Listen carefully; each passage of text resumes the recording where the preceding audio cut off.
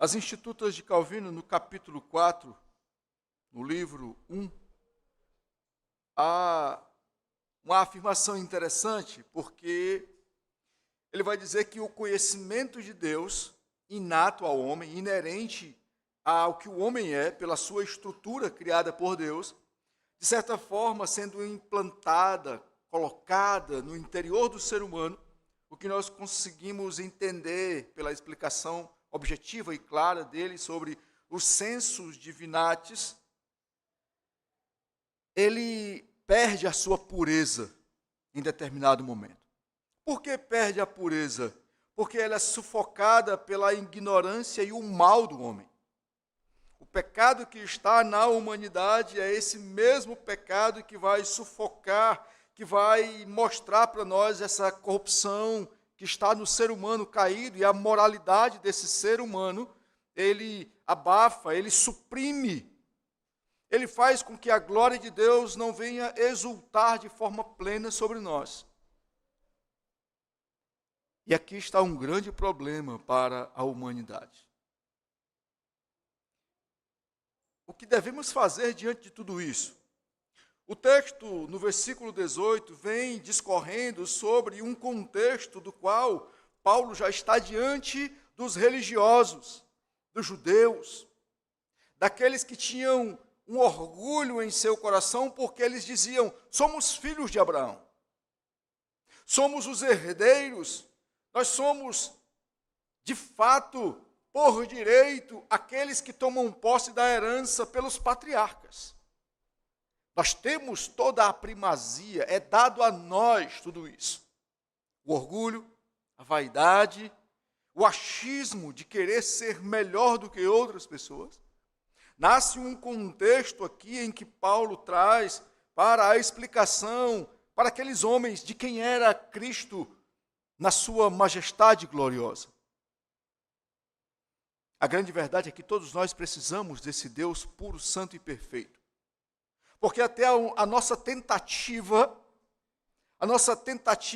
pequena, a nossa tentativa medíocre de fazer o bem, ela está contaminada pelo mal, que muitas vezes requer de nós uma aparência tão grande, uma visibilidade tão grande, que queremos ser aplaudidos pelo bem que fazemos. Queremos ser vistos.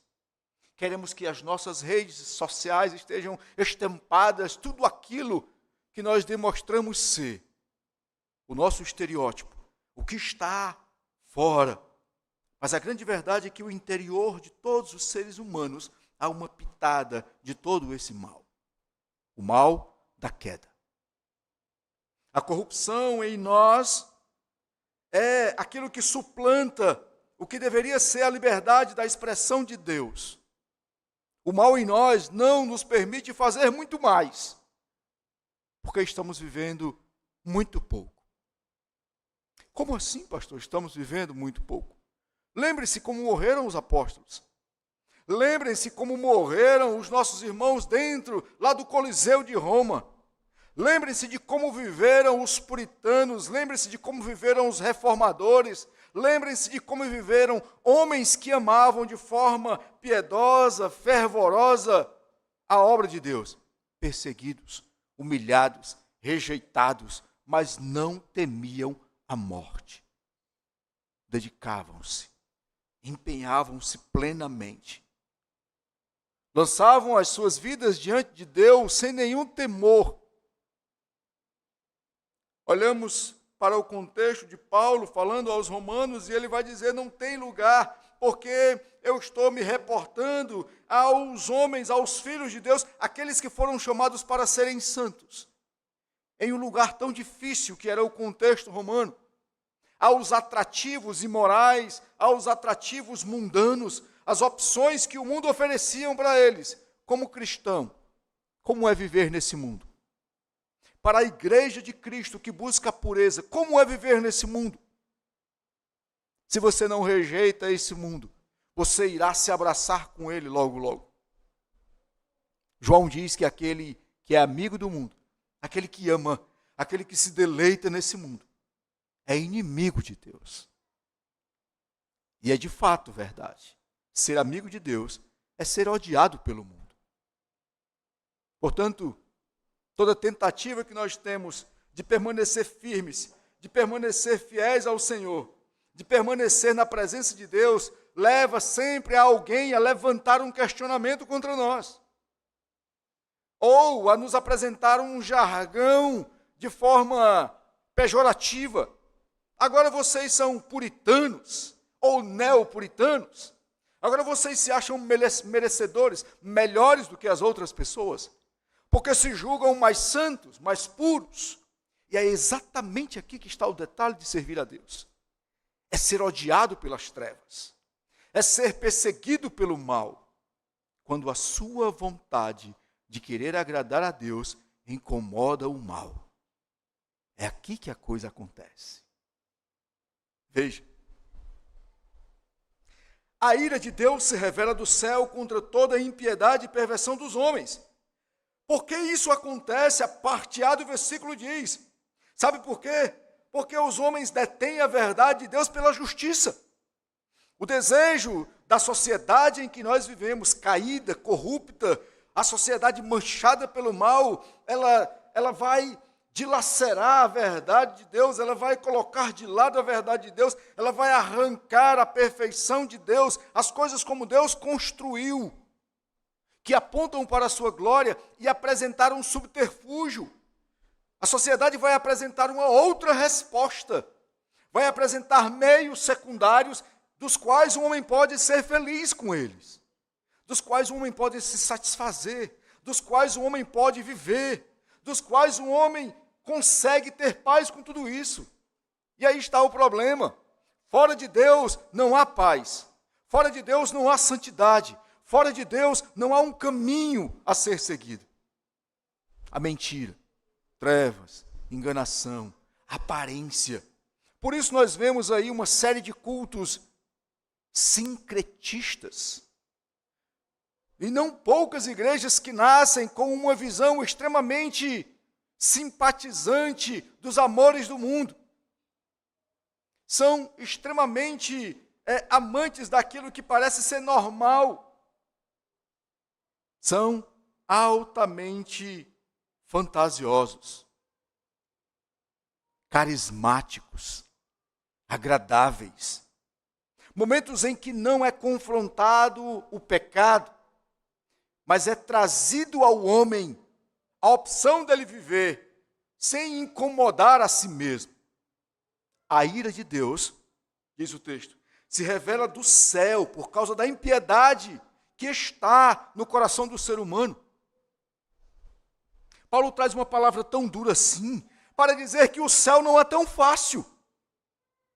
Pastor, é tão fácil ir para o céu, é tão fácil ser salvo, basta vestir uma roupa de crente, basta se parecer com um crente, fazer uma fisionomia ou criar uma caricatura de um rosto melancólico, tão bonzinho. Não é nessa aparência que Deus trabalha, é no interior de cada um de nós. Lembrem-se, os patriarcas, os homens de Deus, cada um deles viveram os seus momentos de trevas. Cada um deles também viveram os seus momentos de conflitos, pecados.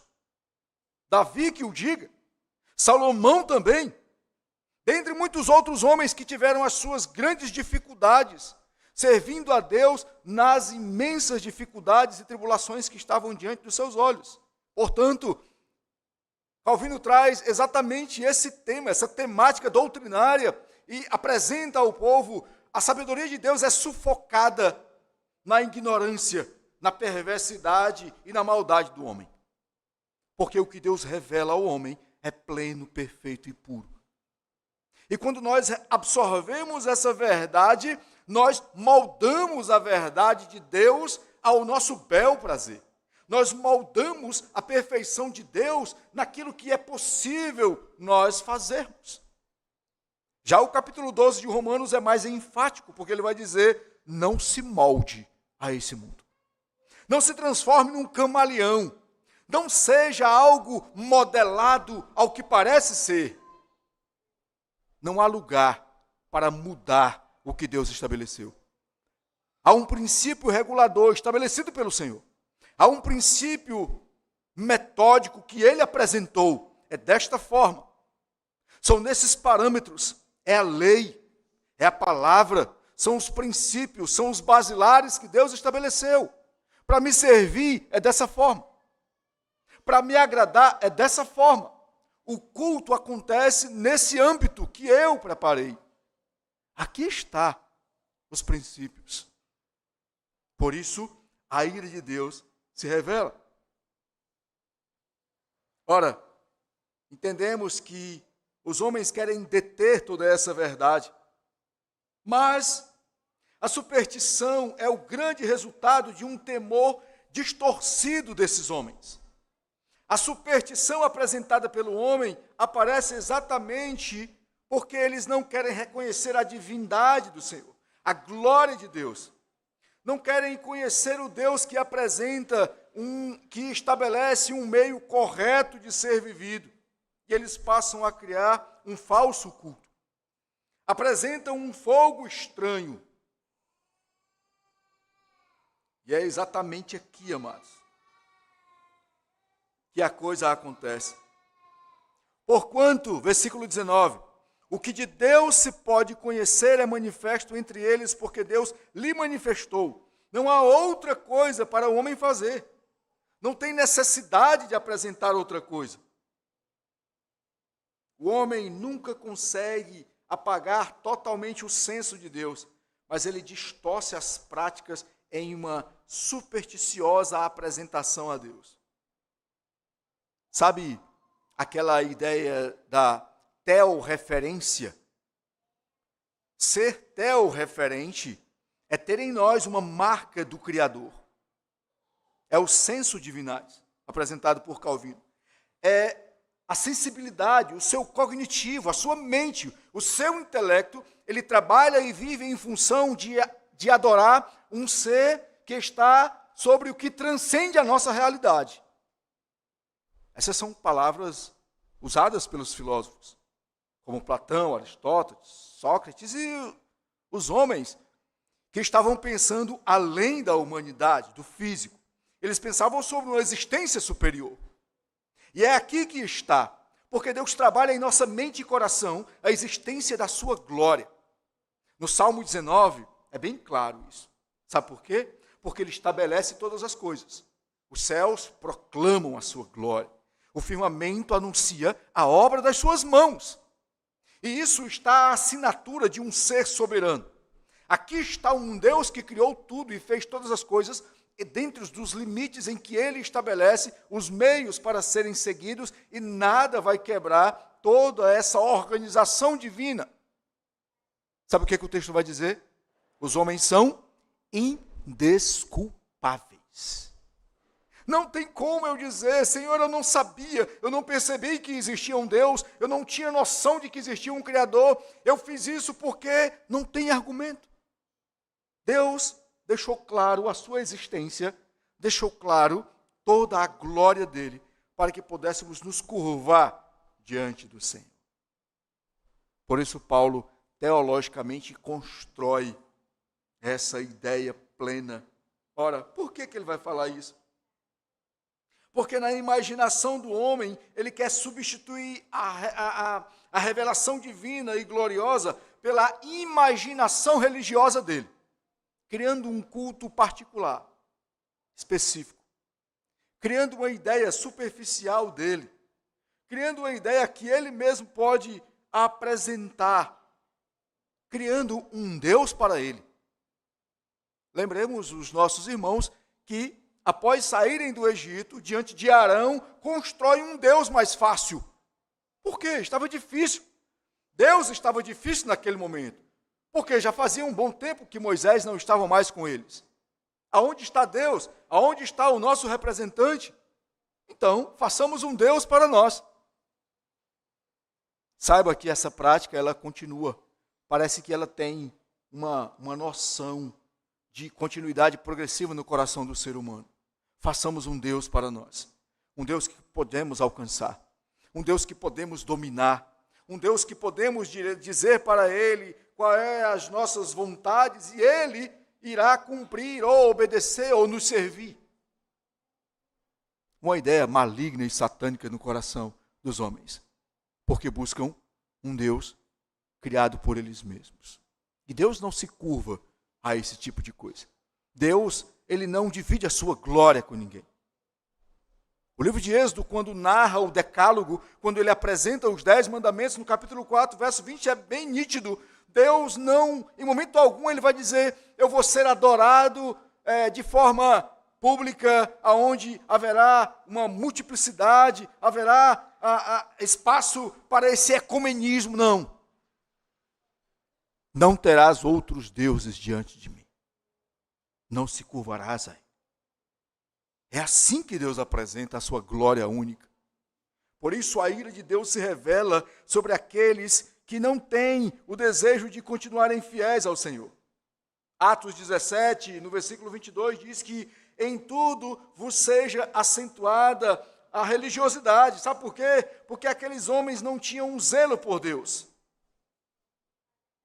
Eles não tinham entendimento, como Romanos no capítulo 10, versículo 2 vai dizer, não havia entendimento para adorar a Deus. Havia uma religiosidade simplesmente aparente, ou que estava cumprindo rituais. É muito fácil você sair de casa e cumprir um ritual religioso. É muito mais difícil ser um cristão autêntico, viver uma vida piedosa, uma vida de graça, uma vida de renúncia do pecado, como nós lemos em Ezequiel. É muito mais difícil viver para Deus nos termos estabelecidos por Deus. É muito mais difícil ser uma igreja que influencia a sociedade com a sua aparência de santidade. É muito mais difícil.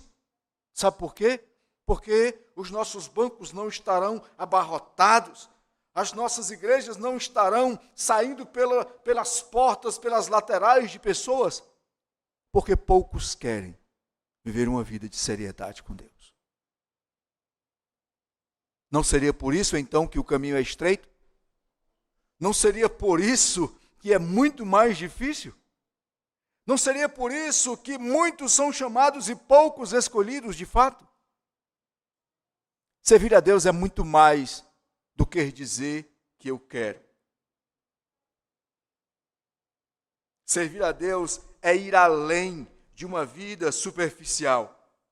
A superficialidade desses homens, a superstição desses homens, ela está sempre baseada em algumas características que os cultos que apresentam uma falsidade de continuação, de vida com Deus, vão sempre ter rituais, medo, manipulação e uma religiosidade sem escritura. O que isso significa? Significa que tem um culto fácil para os cristãos participarem, aonde Deus não é o centro desse lugar.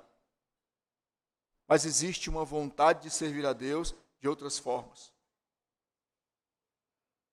Cultos que estão sendo trabalhados para que haja uma manipulação, uma arrecadação, pessoas sem vidas aprofundadas no conhecimento da palavra, pessoas sem intimidade com Deus, pessoas sem uma vida de oração, pessoas sem vida de dedicação ao Senhor e à obra dele.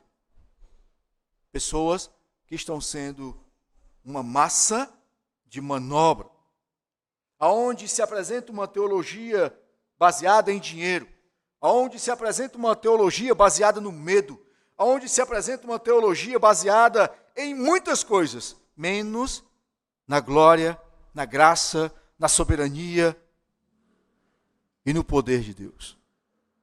Quando reconhecemos isso, percebemos que o Senhor irá manifestar algo muito mais na nossa vida. Deus irá manifestar na sua vida, meu amado, uma aproximação verdadeira para com Ele. Irá apresentar a você um zelo agradável a Ele. Irá ensinar a você um culto que deve ser regulado pela palavra dEle. Por isso, a ira de Deus se revela sobre toda a impiedade daqueles que estão trocando a verdade por mentiras e atos superficiais. Porque os atributos, versículo 20, os atributos invisíveis de Deus, assim o seu eterno poder, como também a sua própria divindade, claramente se reconhecem desde o princípio do mundo, sendo percebidos por meio das coisas que foram criadas. Tais homens são, por isso, indesculpáveis. Você consegue discernir que aqui nessa definição é apresentado para o homem que Deus permanece e nos apresenta sobre uma verdade natural, embora haja uma certa ignorância, há um coração duro no homem. Não é por falta de conhecimento, mas é pela dureza do coração do homem.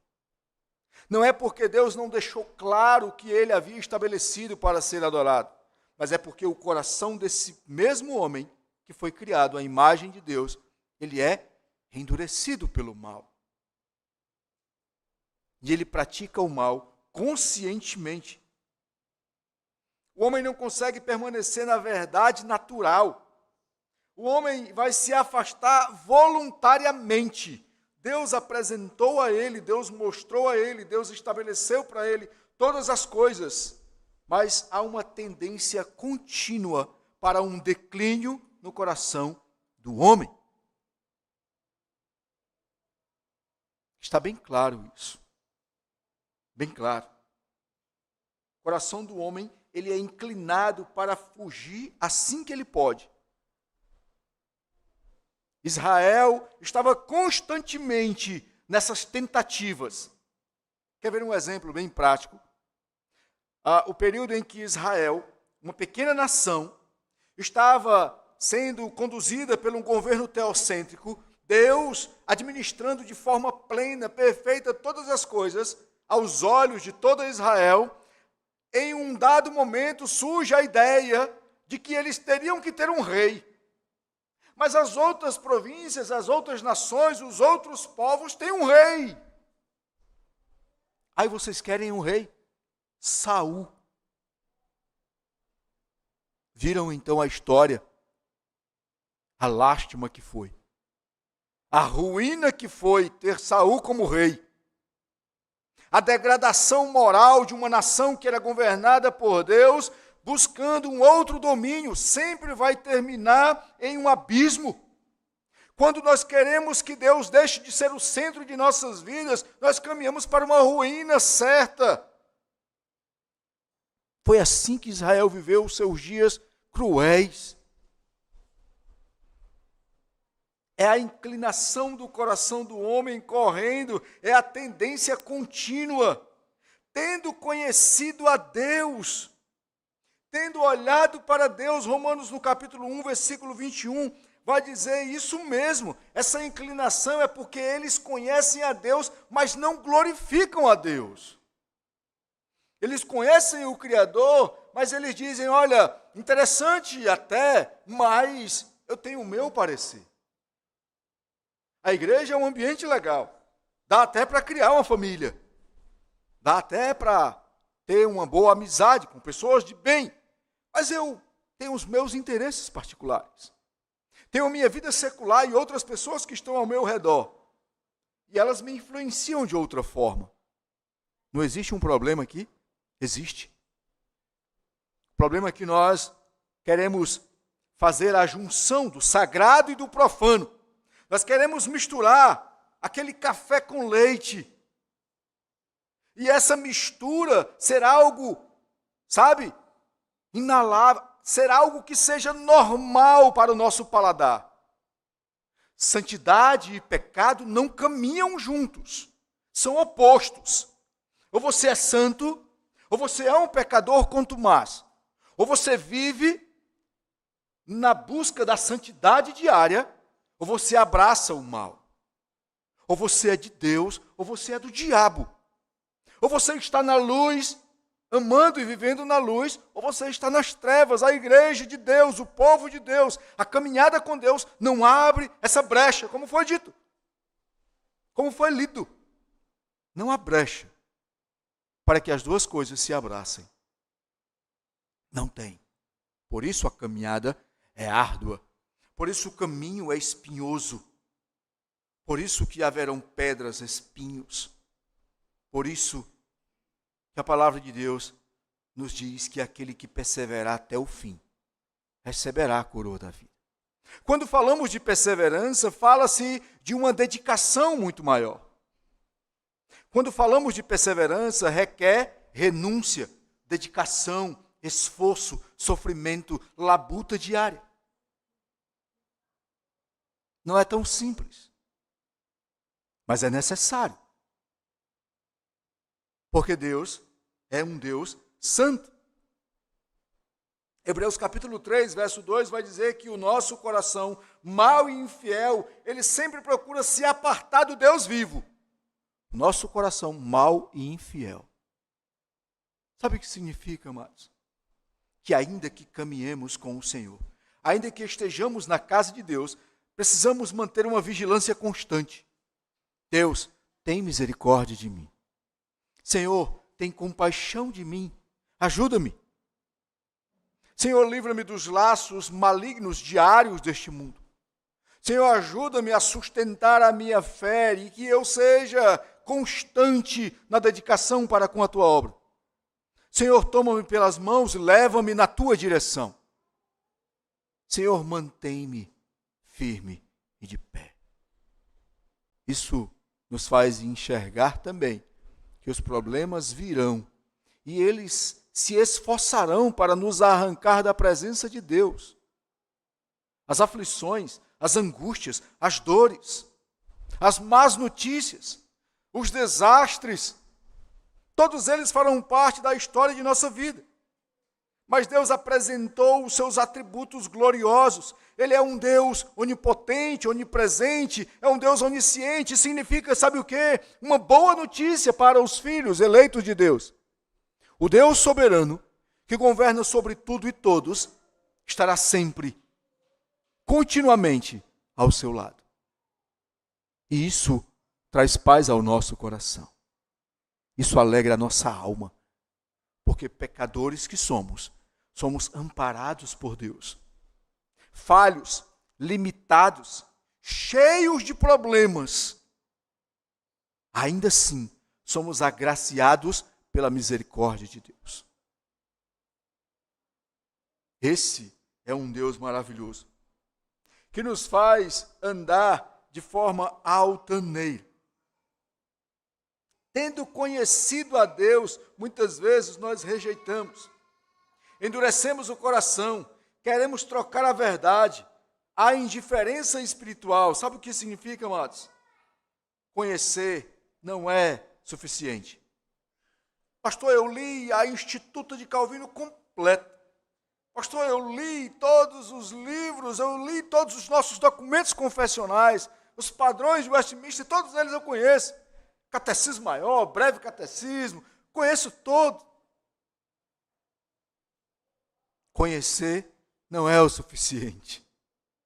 Lembram das palavras de Jó? Senhor, eu te conhecia de ouvir falar.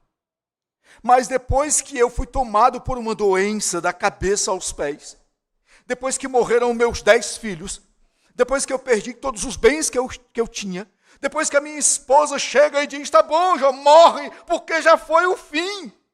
Não tem mais nada aqui, Jó. Tudo de ruim já aconteceu. Morre. Senhor, tudo isso veio a mim. Mas eu creio que nenhum dos teus planos podem ser frustrados, Senhor, porque tu és soberano.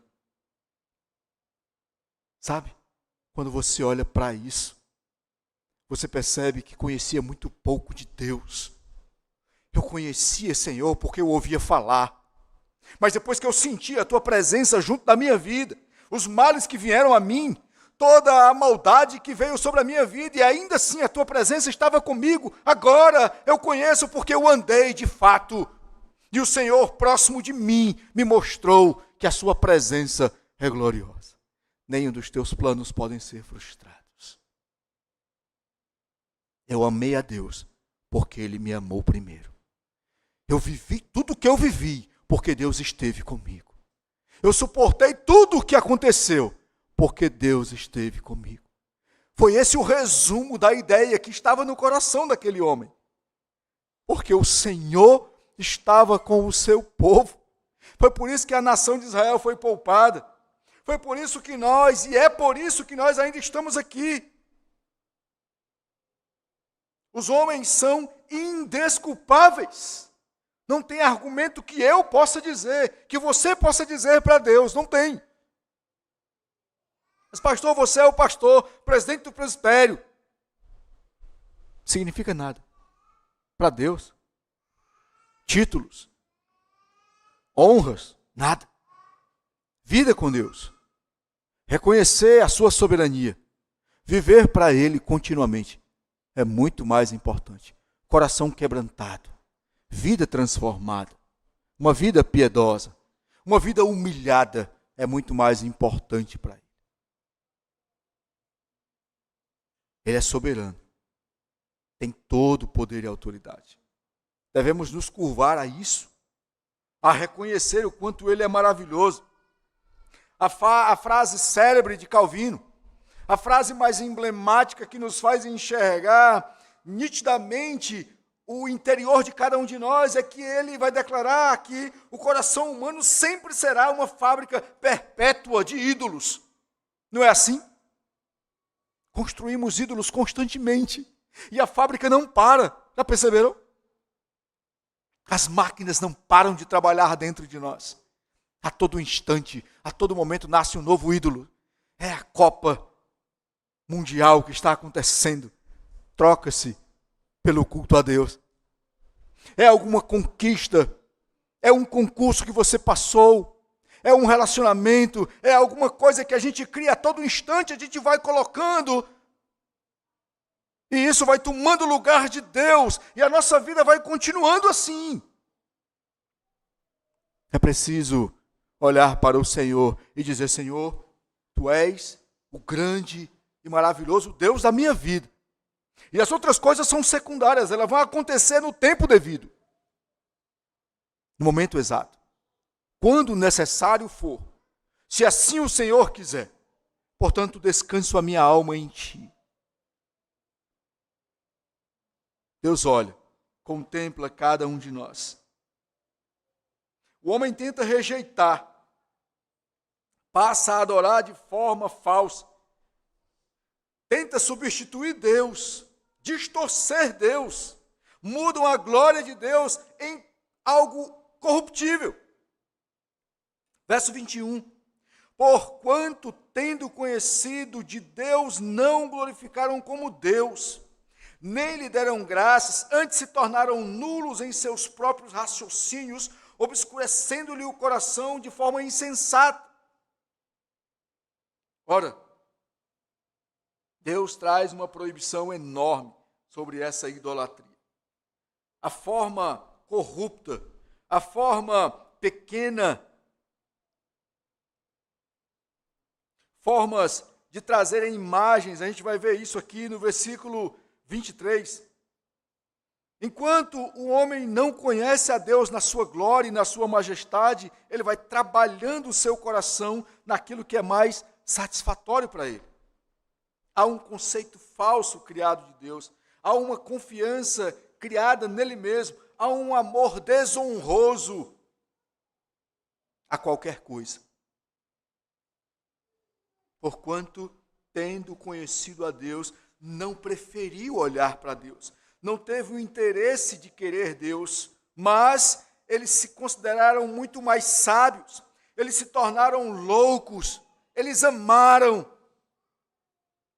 Mas pastor, esse contexto não está ligado aos irmãos ali em Roma, que nasce uma nova igreja, em um ambiente bem difícil de ter o cristianismo em seus corações. Quem foi que disse que ficou ali, simplesmente?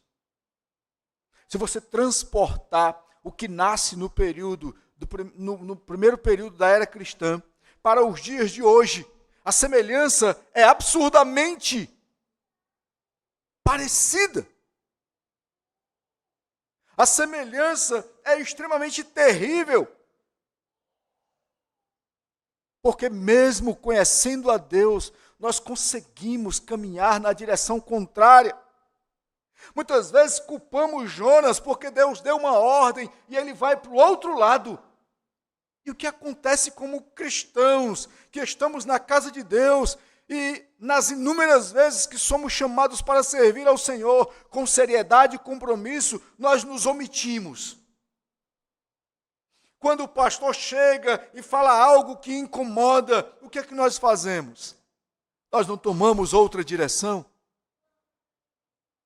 Quando a palavra de Deus requer de nós algo que a gente se julga incapaz de fazer e não queremos abraçar a responsabilidade, nós não tomamos outra direção. Por isso que o chamado de Deus é sério. Por isso Paulo traz uma dura mensagem para os religiosos. Não eram os ímpios, eram os religiosos que estavam ouvindo isso. Não eram as pessoas que não conheciam Deus, eram os homens que mais defendiam ter entendimento sobre Deus. Sabe para onde era essa mensagem? Para dentro da igreja, para o povo de Deus. Em determinado momento, no Evangelho de João, Jesus começa um diálogo com os discípulos. E há uma série de conversas, mais especificamente no capítulo 14. Para onde iremos? Não sabemos o caminho, o que fazer, Senhor, Mestre, e a todo aquele alvoroço dos discípulos. Jesus interrompe e diz, não tenham medo, não fiquem apavorados. Eu vou preparar um lugar, vocês estarão comigo, eu vou voltar, tudo vai dar certo. Mas eles ficam meio que perplexos ao imaginarem o que nós iremos fazer, como a coisa vai acontecer, mestre, o que vai se dar. E Jesus diz algo, olha, eu não deixarei vocês órfãos, não ficarão sozinhos, o Espírito Consolador. Eu enviarei aquele que trará a memória de vocês. Sabe por que ele disse isso? Exatamente, porque nós facilmente, se não fosse a graça, se não fosse a bondade, a misericórdia de Deus, pelo Espírito que atua no povo de Deus, nós já teríamos nos esquecidos de todo o bem que Deus nos fez. Salmo 103. Bendize, ó minha alma, ao Senhor, e não te esqueça de nenhum só dos benefícios. Não é assim que diz o Salmo? Teríamos nos esquecidos pelo mundo que nós vivemos tão conturbado, tão cheio de coisas para fazer. Teríamos nos apartado de Deus, e eu não falo de ímpios, falo de cristãos. Teríamos trocado a nossa vida como o lugar de a primazia, ao invés de estar adorando ao Senhor. Por isso a palavra é para o povo de Deus. Que os nossos corações estejam firmados, que a nossa adoração seja sincera e verdadeira, que aquele que é o Deus Supremo não seja trocado por coisas corruptíveis, que aquele que se assenta sobre o globo terrestre, como diz os Salmos, que aquele que domina sobre céus e terra, não tenha o seu trono usurpado, não deixe de ser o Deus de nossas vidas para ser o segundo lugar, mas seja o único e soberano Deus que governa o nosso ser. Por isso a palavra é para o nosso coração. A idolatria não é só uma imagem, é tudo que ocupa o lugar do soberano. E pode até estar dentro da igreja. É por isso que a palavra é profundamente ao nosso ser. O ídolo pode ser o nosso dinheiro, pode ser o nosso orgulho, pode ser o poder, o desejo de ter um cargo, pode ser a nossa vaidade. Tudo isso pode se tornar um Deus terrível e cruel dentro de nós.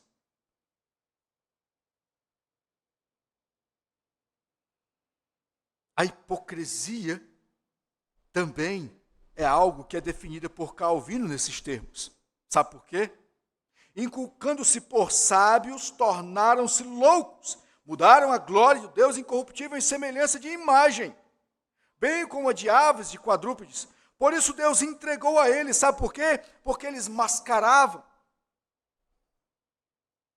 porque eles se achavam altamente conhecedores, numa tentativa de enganar a Deus, com uma tentativa de ter uma piedade, com uma tentativa de ter um coração distante de Deus. No entanto, o Senhor conhecia o interior de cada um daqueles homens.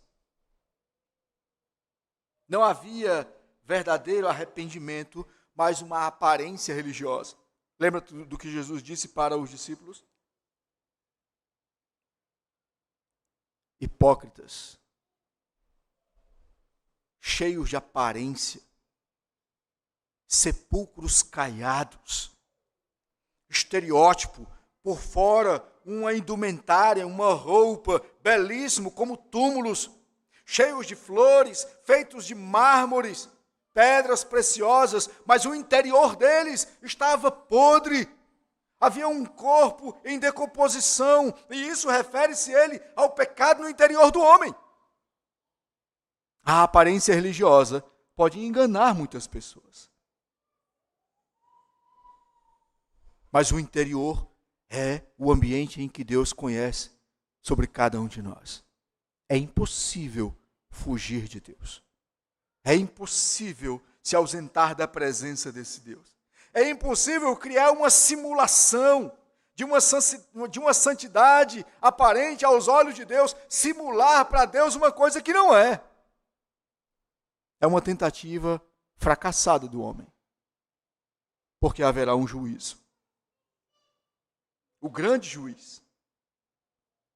Mateus 15:8 vai dizer: esse povo honra-me com os lábios, citando Isaías. Esse povo honra-me com os lábios, mas o coração está longe. Lá em Timóteo ele vai dizer que há uma aparência de piedade, há uma característica de uma hipocrisia terrível, inculcando-se por sábios, atores, simulando aquilo que julgavam não ser do conhecimento de Deus. Há um formalismo religioso, há uma fantasia, há uma justiça própria do homem, mas não há Deus. Esse é o grande problema. Não há Deus. E a igreja é chamada para esse grande detalhe. Nós não podemos amar esse mundo e viver como esse mundo é. Nós precisamos amar a Deus e, ainda que preciso for, sofrer as dores, o sofrimento, os espinhos, as lágrimas pelo Senhor.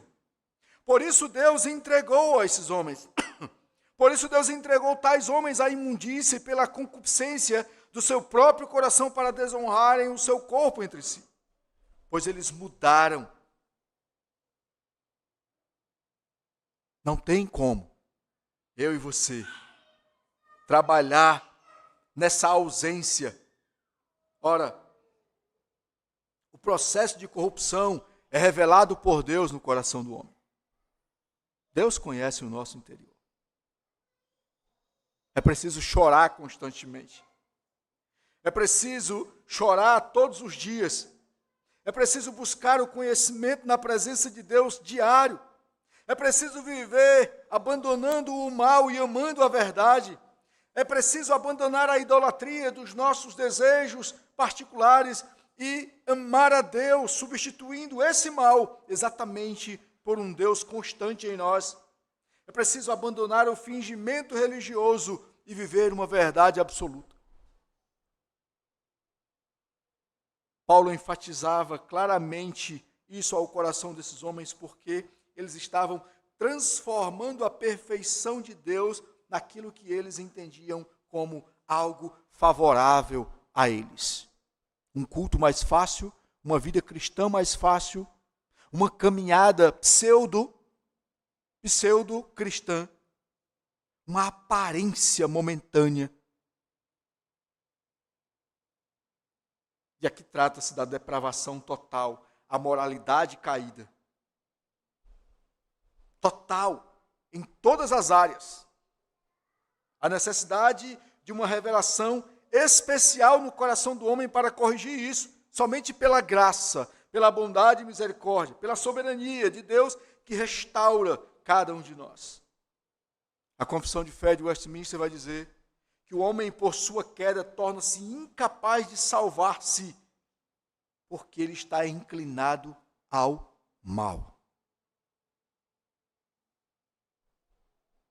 E aqui nós caminhamos para finalizar este aspecto de uma visibilidade em que o conhecimento de Deus é sufocado pela perversão do coração do homem, porque não haverá desculpa. Pelo contrário, tem que ser assumida por nossa parte a necessidade que nós temos de Deus em nossas limitações. Como aplicação final, nós devemos examinar a nossa fé. Nós devemos ter uma vida bíblica de fato, real, consistente e não superficial, mas com fome e sede da presença de Deus, reconhecendo a nossa pequenez e buscando aquele que é pleno e perfeito. Nós devemos perseverar, nós devemos tomar cuidado com a sutileza do mal que, às vezes, sem perceber, nos leva para longe. E quando menos percebemos, já não estamos mais no ambiente da presença de Deus. Coloque em seu coração. Devemos manter uma vigilância constante, tanto com os ídolos externos como internos. Nós devemos buscar a Deus de forma sincera. Calvino vai dizer que o homem ele não é neutro, ele é ativo. Ele deve estar participando, respondendo a Deus: eis-me aqui, Senhor. Usa-me, envia-me, conduz-me na tua obra. A tua palavra corrige o meu coração, o teu espírito ilumina a minha alma e a tua graça restaura o meu ser. São essas aplicações que trazem a nós uma perseverança diante daquele que é perfeito. Porque se depender de nós, caminharemos na contramão de Deus. Ore incessantemente todos os dias. Mantenha-se vigilante. Não deixe o orgulho e a vaidade tomar de conta da sua vida. Vigie constantemente. Olhe para o Senhor constantemente. E mantenha-se dependente de Deus, rogando a Ele em todos os momentos de sua vida. Amém? Oremos ao Senhor. Rendemos graças ao teu santo nome, Pai, porque tu és um Deus de justiça. O texto nos revela a ira de um Deus santo e perfeito. A justiça vinda sobre aqueles que amaram mais as trevas, aqueles que trocaram a glória do santo Deus pela corrupção da aparência humana, pela idolatria, pelo que é maligno, pelo que é desonroso nessa terra, amando este mundo, amando os prazeres deste mundo.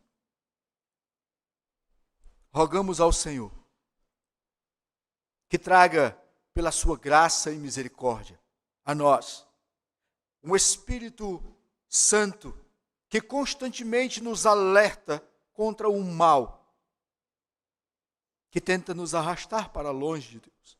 Rogamos ao Senhor que traga fortaleza para o coração dos seus eleitos, para que haja a certeza de que estamos no caminho, olhando a sagrada palavra do Senhor, mantendo-se fiéis, mantendo-se firmes, sustentados pela misericórdia e bondade do Senhor.